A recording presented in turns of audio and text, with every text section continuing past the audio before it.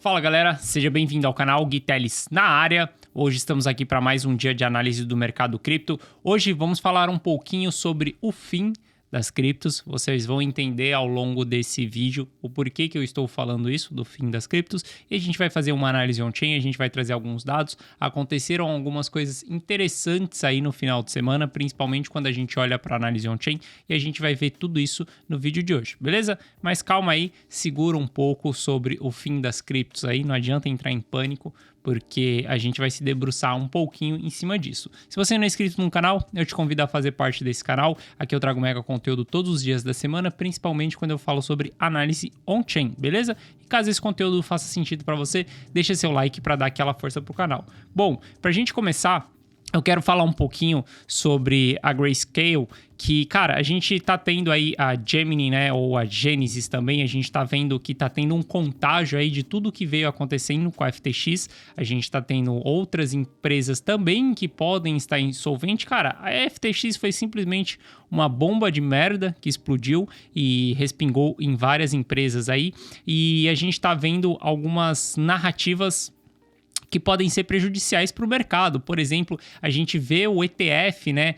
Para quem não sabe, a Grayscale é exatamente a empresa que faz o ETF, o GBTC, e parece que os caras não querem mostrar a sua prova de reserva, né? Não querem mostrar quanto de Bitcoin eles têm ali em custódia mesmo. Eles alegam que isso é um pouco de segurança, não faz muito sentido, tá? Não apresentar ali, fazer a Proof of Reserve por conta de segurança, é simplesmente só expor só quanto que você tem ali no seu balanço. Isso daí tá gerando um pouco de medo e de incerteza no mercado. Então a gente vê que a Genesis, por exemplo, que é do mesmo grupo ali, tá todo mundo junto, tá tendo grandes saques da própria corretora, né? Se a gente olhar aqui, ó, para Gemini, a gente vê que tá tendo grandes saques, tá tendo uma corrida ao banco mesmo para eles, isso tanto para BTC, aqui a gente tá olhando para BTC, se a gente puxar Ether também, a gente vai ver que tá tendo a mesma corrida de saques dentro dessas corretoras. Isso daqui pode ser um problema, tá? Porque nenhuma instituição, ela vai comportar exatamente uma corrida ao banco. Então a gente pode ver mais quebradeiras aí ao longo da frente, com todo esse medo que o mercado tá de mais empresas ficarem insolventes. A gente tá tendo muitos saques, muitos drenos das corretoras, cara, algo que já deveria ser um consenso geral de que as pessoas fazerem sua própria custódia, mas a gente vê tudo isso daí acontecendo exatamente nesse momento. Isso daí pode respingar um pouco ainda, cara, a gente viu o mercado caindo um pouco ontem, no final de semana aí, a gente vai olhar também para price action, só que a gente vê que tem um pouco desse FUD aí, um pouco desse medo da Gemini tá insolvente também, da gente ter, cara, o GBTC, que é um ETF, também tá com problema. Se a gente olhar para Grayscale, a gente vai ver que os caras têm declarado 643 mil bitcoins. Isso daqui é Bitcoin pra caramba, tá? É o maior ETF que a gente tem, e há rumores por aí que eles só têm metade, mas não acredito muito que eles só tenham metade. Acho que a gente tá passando mais por um pouco de FUD aí. E todo esse FUD ao longo do mercado tá trazendo algumas narrativas muito interessantes. Por exemplo, as narrativas de que o mercado cripto acabou, de que o mercado cripto tá entrando em colapso, de que a gente vai entrar em uma espiral negativa. A gente vai comentar sobre isso, que é exatamente a headline desse vídeo aqui, mas só pra gente dar uma olhadinha no que veio acontecendo aí no final de semana, a gente teve, talvez aqui foi a maior realização de prejuízo, 4,3, e aqui a gente teve 4,2. A gente teve no final de semana a maior realização de prejuízo da história do BTC, tá? Aqui a gente tá olhando para BTC. Ali no evento de desalavancagem, quando a 3AC quebrou, a gente teve 4,2 bilhões de dólares sendo realizados de prejuízo. E aí, nesse final de semana, a gente acabou tendo 4,3 bilhões de dólares sendo realizados de prejuízo. Um pouquinho a mais, mostra que tem um medo maior do que no evento de desalavancagem. Eu vinha falando para vocês aqui, ó, quando a FTX quebrou, a gente teve ali bem menos realização de prejuízo do que a gente teve no evento de desalavancagem. Foram 2 bilhões aqui no dia que a FTX quebrou, ali nos dias que ela quebrou, né? E aqui no evento de desalavancagem a gente teve 4 bi. A gente chegou nesse patamar de 4 bi nesse final de semana. Isso daqui mostra um sentimento muito negativo, onde as pessoas estão correndo para vender e simplesmente vendendo no lucro, um lucro bem ou vendendo num prejuízo, um prejuízo bem pesado de 4,3 bilhões de dólares. Isso daí traz um sentimento muito negativo. E, cara, entenda que o ciclo do mercado, ele sempre vai funcionar com alguns sentimentos. No topo, você sempre vai se sentir um super-herói. Cara, você sempre vai achar que o mercado vai a 100 mil dólares, você sempre vai achar que é alta infinita. Isso é um padrão do mercado, é um padrão do sentimento do investidor. Então, você acha que é to the moon, a gente vai parar na lua. No evento de formação de fundo, o fundo do mercado ele leva tempo para ser constituído. Ele não é constituído em uma agulhada e volta, não é constituído ali em algumas semanas e volta. Não, o fundo do mercado ele leva muito tempo para ser constituído. Às vezes a gente leva um ano para constituir o fundo do BTC ali mesmo, para realmente mostrar que formou uma região de fundo, para a gente ter uma confirmação. Cara, leva meses para isso acontecer. E saiba que na região de formação de fundo, o mercado ele vai te esmagar até para você sair. Ele vai ter informações cada vez piores, ele vai fazer de tudo para você desistir do mercado. Isso é um ciclo do mercado. Quem joga o jogo de ciclo tá mais ligado a essas movimentações, de que você vai ter o sentimento eufórico lá no topo, você vai se sentir um super-herói lá no topo e no fundo você vai se sentir um merda, você vai querer sair do mercado muito rápido, você vai simplesmente em algum momento capitular. Capitular significa, cara, levantar a bandeira branca e falar eu tô fora do jogo, jogar a toalha, falar eu não quero mais esse mercado não é para mim. E aí a gente começa a ter as desistências no mercado, cara, a gente sempre vai passar por esses pontos de capitulação. E isso bate para todo mundo, para todos os investidores, vai chegar um momento ali que a pessoa vai pensar em capitular, em simplesmente jogar a toalha e sair fora do jogo. Então a gente está vivendo exatamente toda essa realização de prejuízo. Eu estou falando isso aqui para vocês porque toda essa realização de prejuízo que a gente está tendo de 4,3 bilhões de dólares está sendo um movimento de desistência e a gente vai se debruçar em cima disso, beleza? Então a gente vê que está tendo 4 bilhões de dólares sendo realizados em prejuízo. Quando a gente olha para o Soper é um indicador que eu simplifico ele para vocês, falando que é um pouco do sentimento, tá? Isso daqui tem relação com a realização de lucro / prejuízo também, e a gente tem um pouco de sentimento aqui. Quando a gente olha para o Soper, cara, a gente simplesmente chegou num patamar mais baixo desde da capitulação ali em 2018. Veja que estamos no mesmo patamar que em 2018, no mesmo patamar onde em 2018 um pânico de que o mercado iria parar em $1.000 foi instaurado. Ninguém esperava essa queda aqui dos 6 mil dólares, exatamente para os 3 mil dólares, ninguém esperava isso daqui, e exatamente nesse movimento aqui a gente teve um sentimento de que o mercado iria parar a $1.000. Muita gente capitulou, muita gente desistiu. Lembra, o mercado ele vai te esmagar até você desistir. Caso você, cara, seja uma pessoa fraca, caso você seja uma pessoa que esteja indecisa com esse investimento que você está fazendo no mercado cripto, que você não tenha certeza de que a tecnologia vai se superar mesmo, de que, cara, você não acredita tanto de que o BTC é disruptivo, você vai capitular. O mercado vai fazer de tudo, ele vai bater em você até você jogar a toalha, até você falar, eu tô fora. Isso é um sentimento padrão. O mercado, ele tá aqui para fazer isso. O ciclo é exatamente esse. No movimento de capitulação, é o movimento onde o mercado ele tem que se desalavancar. E quando eu falo mercado, é todos os ativos, seja BTC, seja Ethereum, seja, cara, ações da Amazon, seja da Tesla, seja da Apple, qualquer ação. Um movimento, ele vai te bater até você ter dúvida de se aquela empresa, se aquele protocolo, ele vai para frente, beleza? E quando a gente olha lá em 2018, a gente vê claramente que teve essa movimentação de capitulação também, onde entrou essa incerteza muito grande, aonde o mercado ficou muito pessimista exatamente naquele momento e aceitou ali a realização de prejuízo mesmo e saiu fora. A gente olha que a gente está no mesmo patamar novamente que 2018, no mesmo patamar de pânico, no mesmo patamar de descrença do mercado. Isso daqui é um dos candidatos que fazem com que a gente tenha esse tipo de notícia. Por exemplo, No dia 17 agora, saiu na The Economist que pode ser o fim das criptos que a gente está vivendo durante um colapso, né? Aqui eles até comparam que é exatamente com o mesmo movimento que a gente teve das tulipas, né? Lá não sei quantos anos atrás, para quem não sabe, o movimento das tulipas foi talvez a primeira bolha, né?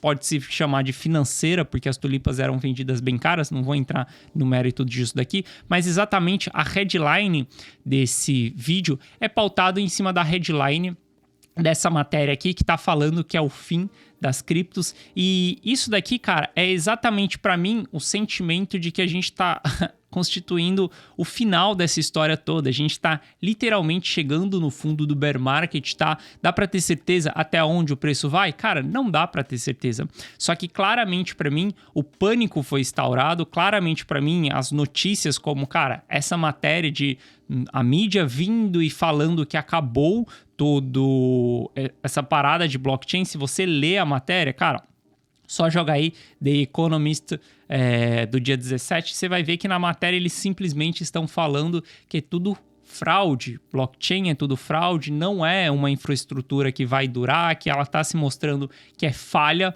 por conta do evento que a gente teve da FTX, e a gente sabe que a FTX não tem nada a ver com blockchain, não tem nada a ver com exatamente BTC e Ether, por exemplo, foi uma fraude por conta de uma centralização, e aqui eles até citam que os bancos são muito claros e muito transparentes, né? Pelo contrário, aqui eu vou fazer uma crítica exatamente a essa matéria, a The Economist, porque simplesmente quando eles falam que os bancos são claros e seguros, cara, pelo contrário, hoje o banco ele tem no mínimo ou no máximo 10% do dinheiro só que realmente a gente tem em circulação. Então hoje, se as pessoas forem no banco sacar, a gente tem uma quebradeira muito pior do que a gente está tendo no mercado cripto, porque simplesmente o sistema financeiro tradicional ele é muito mais alavancado, ele talvez seja 10 vezes alavancado do que o quanto de liquidez que a gente tem ali, tá? Então fazer um tipo de comparação desse,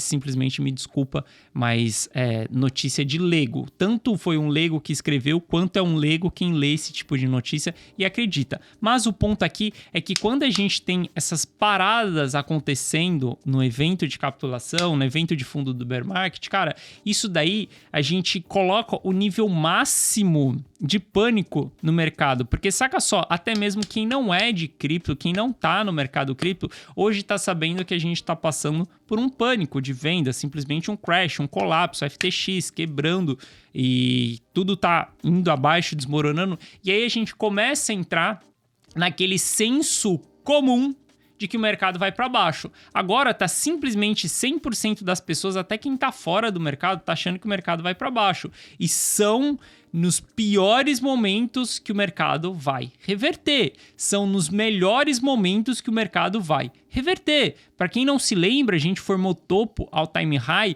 exatamente quando o ETF nos Estados Unidos foi aprovado. Se eu não me engano, foi o ETF da ProShare, não tô lembrado exatamente que ETF que foi, mas a gente teve aprovação do ETF e a gente formou topo, porque naquele momento estava todo mundo achando que o mundo era flores e que BTC iria parar em $100 mil.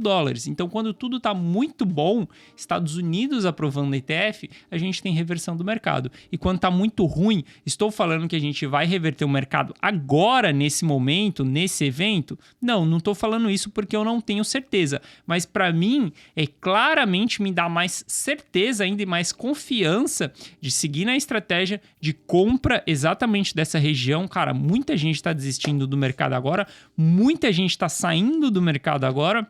E é exatamente esses momentos que eu tenho mais vontade de entrar no mercado, de aportar nessas regiões. Se você olhar aqui, ó, exatamente para o dia que a gente teve essa realização de prejuízo aqui de 4,3 bilhões, foi dia 18 de novembro. Se você olhar para o dia 18 de novembro, no preço do ativo, olha só, 18 de novembro, isso aqui foi na sexta-feira, a gente teve zero movimentação no preço. O que significa?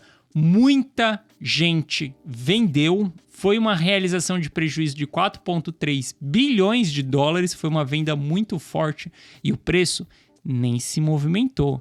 Galera, isso daqui significa que teve muita força de compra nesse momento. O preço nem se mexeu. Tem pessoas comprando nesse momento, tem investidores olhando para esse momento. Saiba que para todo vendedor você encontra um comprador. Só assim você tem match na ordem.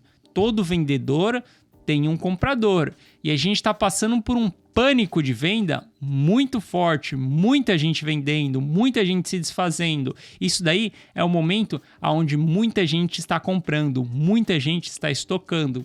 E são pessoas pacientes, pessoas que vão esperar por um ciclo do mercado. Então, tudo que está caracterizando, olhando inclusive esse tipo de notícia na The Economist, de que a gente chegou no fim das criptos, que a gente está chegando no fim das criptos, cara, eu me sinto muito mais confortável ainda em vir aqui e falar para vocês que, cara, a gente está simplesmente constituindo o fundo e não tem mais dados, mais informações mais preciosas do que isso para a gente ver que a gente está constituindo fundos. Se a gente olha para a análise on-chain, se a gente olha para a análise gráfica, a gente vê que o volume de venda foi muito alto, foi absurdo. Formação de fundo na análise gráfica tem um alto volume de venda. A gente ainda tem risco de contágio? Sim, a gente tem risco de contágio. Se, por exemplo, Grayscale quebrar, eles não tiverem realmente os bitcoins que eles falam que tem, os 600 e poucos ali, eles podem quebrar, eles podem ter que liquidar o quanto eles têm. A gente pode ter mais queda aí, o preço pode cair mais um pouco. Se a Gemini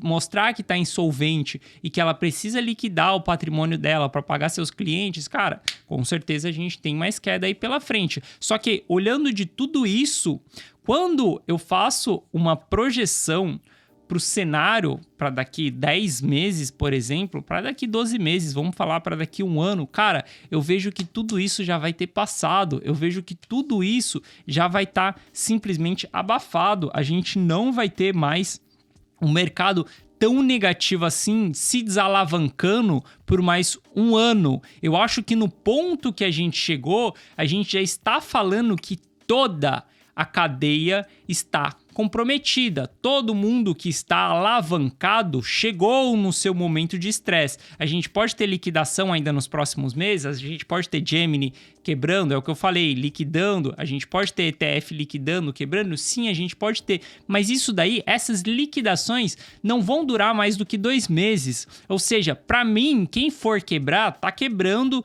entre esses 2 próximos meses, mais do que isso, cara, eu não acho que as empresas vão conseguir esconder muito, quem tá insolvente vai mostrar nesses próximos 2 meses, então olhando para tudo isso e olhando para perspectiva futura, cara, simplesmente monta uma estratégia. Obviamente, você nunca dá all-in no mercado, você nunca vai ficar 100% exposto, porque o mercado pode cair mais, você nunca vai saber fundo, você consegue saber as regiões. Região, para mim, claramente, abaixo de 22 mil dólares, eu tô comprando. Eu saí do mercado em 52 mil dólares, fiquei fora durante o bear market inteiro e a partir dos 22 mil dólares eu tô comprando. Lá na frente, na hora que a gente voltar ao ciclo, na hora que a gente retomar o ciclo, lá para meados de 2024, eu vou simplesmente olhar para trás e ver quanto de lucro que eu fiz em toda essa estratégia que eu vim comprando abaixo dos 22. Para mim, quando a gente estiver em 2024, a gente já vai estar lá próximo ali do all-time high. Então, beleza, eu tô na estratégia. O que eu quero dizer para você é que, cara, tenha uma estratégia de aporte aí para os próximos 2 meses. Não tenha uma estratégia de saída, de venda. Cara, não sai do mercado quando tudo tá negativo, galera. Simplesmente, se você segurou até aqui, continua no mercado, porque a gente já tá muito próximo do fim. Eu não vejo que o fim vai se estender durante o próximo ano inteiro. Eu não vejo isso, eu simplesmente vejo que o fim ele vai se estender por só alguns meses aí que a gente pode ter, beleza? Quando a gente olha para quem está vendendo, algo que eu venho trazendo para vocês é exatamente como que o supply circulante está, né? Qual que é o comportamento? Quem que está vendendo no mercado? Isso é algo que eu gosto de buscar bastante e a gente vê claramente que quem está vendendo são os iniciantes no mercado, né? Os novatos, eu gosto de chamar de long term holder novato e o velhaco também. A gente tem os novatos saindo do mercado, né? Tendo uma descrença aí. Se a gente olha para números de vendas de moedas ali que estão em long term holder, a gente vai se debruçar em cima dessas métricas aqui. aqui, a gente teve um grande volume de vendas aqui, ó, de moedas que passaram para a categoria Long Term Holder, que é que tem mais de 155 dias, e veja que a gente tivemos esse grande volume de venda aqui, quando a gente teve o evento lá de 2018, que foi o evento da queda ali, onde saiu muita gente do mercado, capitularam. A gente tem a capitulação aqui também antes da complacência desse ciclo, e veja, é normal também a gente ter essas vendas altas aqui no início de um novo all-time high, tá? Na bull run, porque isso daqui é realização de lucro. E a gente vê que a gente está passando por um movimento de capitulação novamente aqui, um movimento bem forte de capitulação do Long Term Holder. E quando a gente puxa para ver quem que é o Long Term Holder que está vendendo aí, fica claro que quem está vendendo o ativo, o Long Term Holder que está vendendo, é aquele que acabou de entrar para a métrica Long Term Holder, ou seja, moedas que têm de 6 a 12 meses. Isso daqui são exatamente o Long Term Holder novato. Galera, não é porque você se tornou um long term holder, não é porque está com a moeda parada 155 dias na carteira ali, que você tem um estômago de um investidor de ciclo. Não, só significa que você segurou 155 dias ali. O que vai provar se você tem um estômago de um investidor de ciclo é simplesmente o tempo passando, você tendo mais quedas aí pela frente e você mantendo sua posição. Saiba que mão de alface vai vender no pânico, mão de alface vai vender no prejuízo. O investidor de ciclo, ele só vai vender em duas ocasiões. Ou se ele estiver no lucro, ou se a parada colapsar. Só existem essas duas ocasiões para o investidor de ciclo vender. Se a parada colapsar, aí ele vai tomar nabo, aí realmente ele vai se desfazer da sua posição, caso dê uma merda, caso dê uma catástrofe muito forte. E aí a gente está falando BTC simplesmente indo rumo a zero mesmo. Aí o investidor de ciclo, ele sai fora do mercado, beleza? Mas o investidor de ciclo mais novato, né? Ele acaba capitulando também, ele sai do mercado. Se você olhar para 2018 aqui, ó, você vai ver que o número de investidor de long term holder novato, ele aumenta bastante. Olha só como que a gente tem um aumento muito forte aqui, enquanto o preço tá lateralizando ali na região de $6.000. Caiu para os $3.000, olha o que acontece com o long term holder novato. Ele simplesmente some do mercado. E quando a gente olha aqui, a gente tem um ciclo de complacência, né? A gente vê que primeiro aumentou o novato aqui, depois o novato saiu durante o bear market. E aí a gente tem um aumento aqui, ó, do novato também, do long term holder novato, a partir ali do crash da Terra Luna. A partir da Terra Luna, começou a ter novas pessoas falando no mercado. Eu sou holder, eu sou holder, eu sou holder. Só que essa pessoa não tinha sido testada ainda no mercado, com algumas quedas. E aí agora que a gente está tendo o contágio da FTX, o evento de desalavancagem, a gente vê que esse long term holder novato está simplesmente correndo, saindo fora, simplesmente igual ele fez em 2018. Ele sai na hora errada. Exatamente esse tipo de capitulação aqui, que é o cara mais resistente ali a capitular, que é um cara que entrou no ciclo pensando em, cara, eu vou aportar aqui, eu vou fazer um custo médio e lá na frente eu vou tirar um lucro. É um cara inteligente, é um cara que sabe o que está fazendo, só que ele simplesmente se caga no meio do pânico e sai fora do mercado. Então ele também capitula. A gente tem a capitulação desse investidor um pouquinho mais parrudo ali. Lá em 2018 a gente teve essa capitulação. E agora a gente tem novamente essa capitulação aqui. Se a gente olhar para o supply na mão do long term holder, a gente vai ver que aqui, ó, na linha azul aqui, ó, a gente está falando do supply em termos de número, né? A gente sai com supply na mão do long term holder de 15 milhões para simplesmente 14 milhões e 700 ali, mais ou menos 300 mil bitcoins saíram da mão do long term holder, né? E quando a gente olha em termos de porcentagem aqui, a linha laranja é em porcentagem, a azul é em número.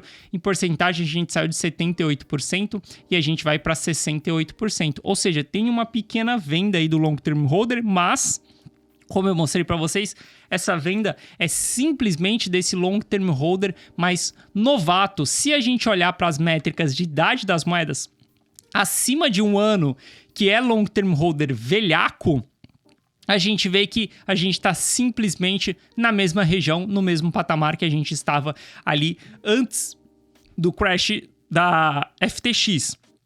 Esses caras podem capitular também, como em 2018 capitularam, mas o que a gente quer ver é uma continuação do long term holder velhaco subindo. Olha a movimentação de ciclo, galera. Simplesmente o long term holder velhaco, ele acumula durante a baixa, tem algumas desistências no meio do caminho. A gente vê que a métrica, às vezes, ela dá um soluço. Por quê? Tem algumas desistências ao longo do caminho, mas olha só como que é o padrão desse cara. Ele vem acumulando durante toda a baixa, que é seguir uma estratégia de comprando em determinadas regiões de oportunidade ali, e a partir do momento que a gente chega no all-time high, olha só, quando o preço volta aqui, ó, em $1.200, que foi a mesma região aqui, ó, $1.000 aqui, ó, foi a mesma região do topo anterior. Quando a gente chega ali, mais ou menos na região de $1.000 aqui, a gente começa a ver a métrica descendo, ou seja, o long term holder velhaco distribuindo. Depois ele volta a comprar novamente, ele compra, e aí quando a gente chega próximo do all-time high ali, ó, novamente preço a $13.000, aonde foi o all-time high? Foi $16.000 ali. A gente, na verdade, foi $20.000, se eu não me engano, all-time high. Não. $17.000 aqui, e aí a gente vê que o long term holder ele começa a distribuir novamente, o long term holder velhaco, e depois ele volta a acumular. Para mim não mudou nada no padrão do long term holder, simplesmente eu sigo na tese ainda de que tô comprando, a gente tá formando fundo, a gente tá vivendo uma mega oportunidade no mercado cripto. E quando eu olho todas essas notícias negativas, todo esse caos na minha frente que tá acontecendo, cara, simplesmente eu fico mais otimista ainda com toda a situação do mercado, beleza? Então, tirando um resumo geral aqui, eu continuo super otimista com o mercado, eu continuo comprando no mercado, inclusive comprei mais na semana passada, vou comprar mais aí nos próximos dias, porque simplesmente a gente tá vivenciando uma grande oportunidade do mercado. Se a gente olhar para price action, cara, a gente vai ver que o price action tá travado dentro dessa região. Eu já falei para vocês que enquanto a gente estiver dentro dessa região aqui, o mercado não está direcional, o mercado está simplesmente lateralizando. Isso daqui a gente pode passar um longo período aqui dentro, não dá para saber quanto tempo a gente vai passar aqui, mas algo que me deixa muito otimista em ver no price action é exatamente o volume que a gente teve nas vendas. O volume da venda foi muito alto, geralmente são movimentos de capitulação, movimentos de constituição de fundo, onde muita pessoa vende. Duas coisas, ou você vende antes de toda essa movimentação e aí você aproveita a movimentação para recomprar mais barato, ou simplesmente, cara, você aproveita essa movimentação para você comprar nessa movimentação. Você não vende depois de toda essa movimentação que teve. Muitos novatos, eles vão pensar que vão vender agora para comprar mais barato lá na frente. E é exatamente o erro comum de um novato, de um iniciante. Algumas pessoas estão saindo do mercado acreditando que elas vão conseguir comprar isso daqui mais barato lá na frente, que o preço do ativo vai para mais barato. Cara, pode ser que pare, só que é muito difícil essas pessoas acertarem o time de comprar, porque lembra, você vender para comprar mais barato, você não só tem que acertar o time de venda, você tem que acertar o time de compra também. E às vezes acertar o time de compra é o mais difícil. E vendo tudo isso, cara, vendo todas essas movimentações, quando a gente olha pro Ethereum também, mesma coisa, a gente tá com baixa volatilidade no ativo, o ativo tá preso também dentro dessa região aqui, e a gente vê esse grande volume que a gente teve de venda em toda essa movimentação, cara, eu fico otimista de que a gente está caracterizando o fundo. Essa caracterização de fundo aqui vai reverter o mercado nos próximos dias? A gente já está no preço mais barato? Não sei, não dá para saber. Por isso você nunca dá all-in no mercado. Por isso você sempre tem que ter uma estratégia, galera. Eu falo muito isso dentro da comunidade on-chain. Tem que ter uma estratégia de bunda na parede, se prepara. Cara, se acabar seu caixa, o que você vai fazer? Tem muita gente que, por exemplo, dá all-in ali e não tem mais caixa, não consegue se prevenir. É esse tipo de pessoa que vai sair do mercado. Agora, se você tem caixa, se você consegue liquidar uma outra posição, seja uma renda fixa, seja em algum ativo, seja em alguma coisa, seja fazer uma hora extra, seja colocar caixa para dentro de alguma outra maneira, caso você esteja 100% exposto, é a melhor estratégia que você pode fazer, cara. Sempre tenha um plano para você poder diminuir o seu custo médio quando você entra na fase de capitulação. Um grande erro é fazer custo médio durante o bear market, mas iniciar um custo médio durante a fase de capitulação é a melhor estratégia que você tem, porque você nunca vai saber o preço mais barato. Você nunca vai conseguir saber se a gente chegou no fundo ou não. Por isso, você monta uma estratégia em uma determinada região. Beleza? Então, por mais que a gente tenha todas essas notícias negativas, até mesmo a thumb do meu vídeo aqui, cara, eu tô super otimista com toda essa movimentação que tá acontecendo aí e eu acredito fortemente que a gente está chegando bem próximo do final disso tudo, ainda mais vendo que a FTX contagiou todo mundo. A gente vai ter um resumo nos próximos meses aí de toda essa história para a gente ficar leve para poder subir no próximo ciclo, beleza? Então é isso, espero que vocês tenham gostado da análise de hoje. Se você gostou, deixe seu like para dar aquela força pro canal. E se você não é inscrito no canal, te convido a fazer parte do canal, beleza? Tamo junto, é isso, eu te vejo amanhã na nossa próxima análise. Valeu!